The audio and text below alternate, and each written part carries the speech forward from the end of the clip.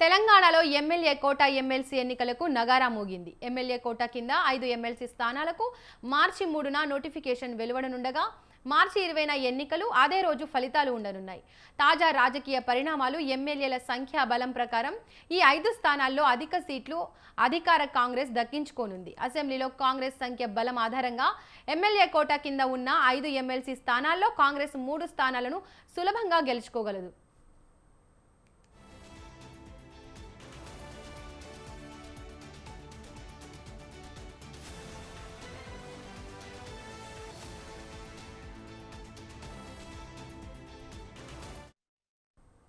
MLA కోట ఎమ్మెల్సీలుగా ఉన్న మహమూద్ అలీ, సత్యవతి రాథోడ్, షేరి సుభాష్ రెడ్డి, ఎగ్గే మల్లేశం, మీర్జా రియాజుల్ హసన్ల పదవీకాలం ఈ ఏడాది మార్చి 29తో ముగియనుంది. దీంతో ఈ 5 ఎమ్మెల్సీ స్థానాలకు కేంద్ర ఎన్నికల సంఘం తాజాగా షెడ్యూల్ విడుదల చేసింది. మార్చి 3 నుండి నామినేషన్ల స్వీకరణ ప్రారంభం కాగా మార్చి 20న పోలింగ్ జరగనుంది. మహమూద్ అలీ, సత్యవతి రాథోడ్, షేరి సుభాష్ రెడ్డి, ఎగ్గే మల్లేశంలు బీఆర్ఎస్ నుండి ఎమ్మెల్సీలుగా గెలుపొందగా ఎంఐఎం నేత మీర్జా రియాజుల్ హసన్ మాత్రం ఎంఐఎం మద్దతులుగా శాసనమండలికి ఎన్నికయ్యారు. ఎమ్మెల్యే సంఖ్యాబలం పరంగా బీఆర్ఎస్ ఒక స్థానాన్ని కైవసం చేసుకుంటుంది. దాంతో ఆ పార్టీలో ఆశావహుల సంఖ్య పెరుగుతోంది. ప్రస్తుత ఎమ్మెల్సీ సత్యవతి రాథోడ్కు మరోసారి అవకాశం ఇస్తారని ప్రచారం జరుగుతోంది. అదే సమయంలో బీసీ వర్గానికి చెందిన నేతకు అవకాశం ఇవ్వాలని పార్టీ చర్చ జరుగుతోంది. ఎమ్మెల్సీ ఎన్నికల్లో బీఆర్ఎస్ విప్ జారీ చేస్తే కాంగ్రెస్లో చేరిన 10 మంది ఎమ్మెల్యేలు ఎలా స్పందిస్తారా అన్నది ఆసక్తికరంగా మారింది.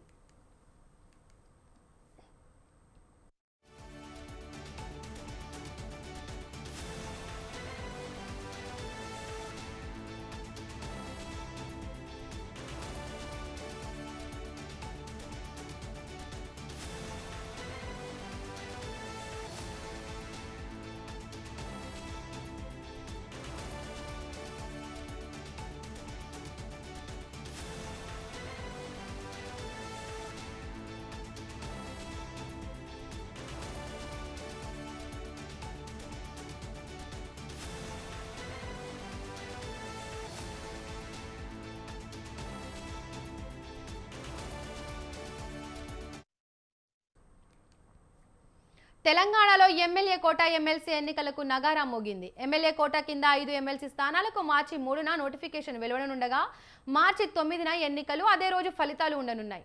ఇక ఇదే అంశానికి సంబంధించి మరిన్ని అప్డేట్స్ మా ప్రతినిధి సెవిన్ లైవ్లో అందిస్తారు. సెవిన్, చెప్పండి. తెలంగాణలో 5 ఎమ్మెల్యే కోట ఎమ్మెల్సీ స్థానాలకు ఎన్నికలు జరగబోతున్నాయి. దీనికి సంబంధించి 5గురి పదవీ కాలం త్వరలో ముగియబోతోంది. ముఖ్యంగా బీఆర్ఎస్ పార్టీకి సంబంధించిన ఎమ్మెల్సీలు మాజీ మంత్రి మహమూద్ అలీతో పాటు సత్యవతి రాథోడ్, షేరి సుభాష్ రెడ్డి, ఎగ్గ మల్లేశం, అదేవిధంగా ఎంఐఎం ఎమ్మెల్సీగా ఉన్నటువంటి మీర్జా రియాజుల్ హసన్ ఎఫ్ఎండి, ఈ 5గురి ఎమ్మెల్సీల పదవీ కాలం ముగియబోతోంది.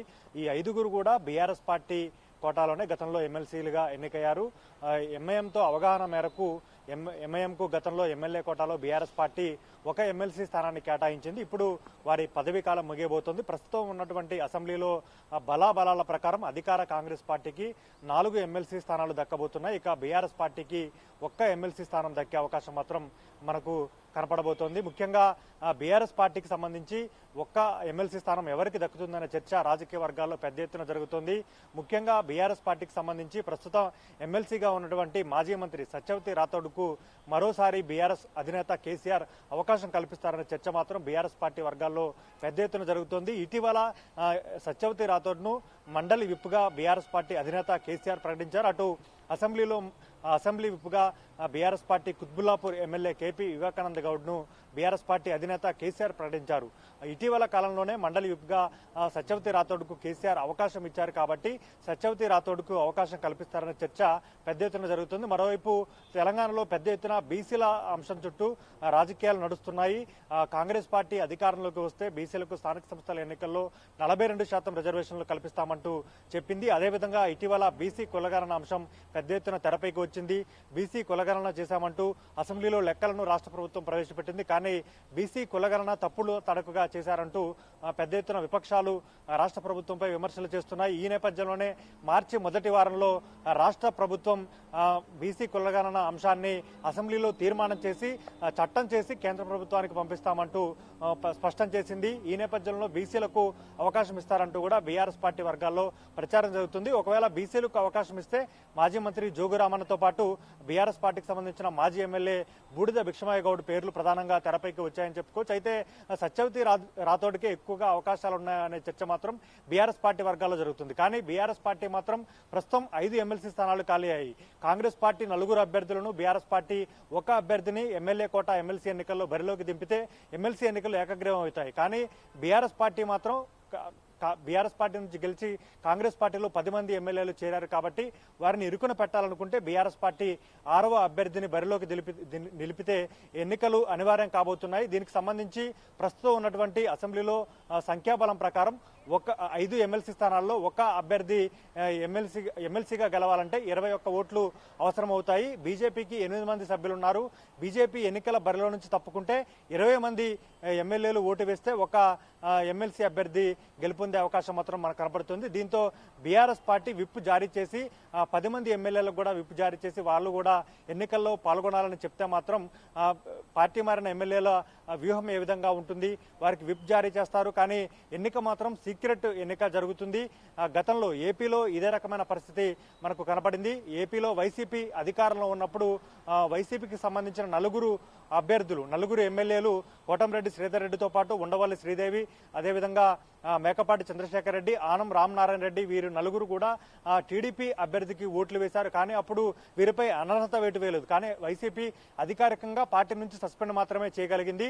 ఎమ్మెల్సీ ఎన్నికల్లో ఎమ్మెల్యేలు సీక్రెట్ ఓటింగ్ వేస్తారు. కానీ కోడ్ ద్వారాగా ఏ అభ్యర్థి ఏ ఎమ్మెల్యే ఏ పార్టీ అభ్యర్థికి ఓటు వేస్తారనేది మాత్రం స్పష్టంగా తెలుస్తుంది. కాబట్టి ఇప్పుడు సుప్రీంకోర్టులో ఎమ్మెల్యేల కేసు బీఆర్ఎస్ పార్టీ వేసింది. ఎమ్మెల్యేల ఫిరాయింపుపై సుప్రీంకోర్టులో అనర్హత వేటు అంశంపై సుప్రీంకోర్టులో కేసు నడుస్తుంది. కాబట్టి బీఆర్ఎస్ పార్టీకి ఇది ఒక అవకాశంగా దొరుకుతుంది. తమ పార్టీకి సంబంధించిన 10 మంది ఎమ్మెల్యేలు తాము విప్ జారీ చేసినప్పటికీ తమకు కాకుండా వేరే అభ్యర్థికి ఓటు వేసినట్లయితే ఇతర అభ్యర్థికి ఓటు వేశారని సుప్రీంకోర్టులో వాదనలు వినిపించడానికి బీఆర్ఎస్ పార్టీకి ఒక బలమైన ఆధారం దొరుకుతుందని బీఆర్ఎస్ పార్టీ భావిస్తోంది. అధికార కాంగ్రెస్ పార్టీ మాత్రం తమకు వచ్చే 4 స్థానాలు వస్తాయి కాబట్టి 4 అభ్యర్థులను బరిలోకి దింపాలని భావిస్తున్నట్లుగా తెలుస్తుంది. కానీ బీఆర్ఎస్ పార్టీ మాత్రం వ్యూహాత్మకంగా తమకు 1 స్థానం దక్కినప్పటికీ 2వ అభ్యర్థిని బరిలోకి నిలిపి ఎన్నికల వరకు తీసుకువెళ్లి పార్టీ మారిన ఫిరాయింపు ఎమ్మెల్యేల వ్యవహారం ఏ విధంగా ఉండబోతుంది, వారి వ్యూహం ఏ విధంగా ఉంటుందనేది అసెంబ్లీ వేదికగా ఎమ్మెల్యే కోట ఎమ్మెల్సీ ఎన్నికల ద్వారా తేల్చుకోవాలని భావిస్తున్నట్లుగా తెలుస్తోంది. మార్చి 20వ తేదీన ఎన్నికలు జరుగుతాయి కాబట్టి ఈలోపు బీఆర్ఎస్ పార్టీ అధినేత కేసీఆర్ కావచ్చు, బీఆర్ఎస్ పార్టీ అధిష్టానం ఏ విధమైన నిర్ణయం తీసుకుంటుంది, ఏ విధంగా ముందుకు వెళ్తుంది అనేది చూడాల్సి ఉంది. Thank you Saveen.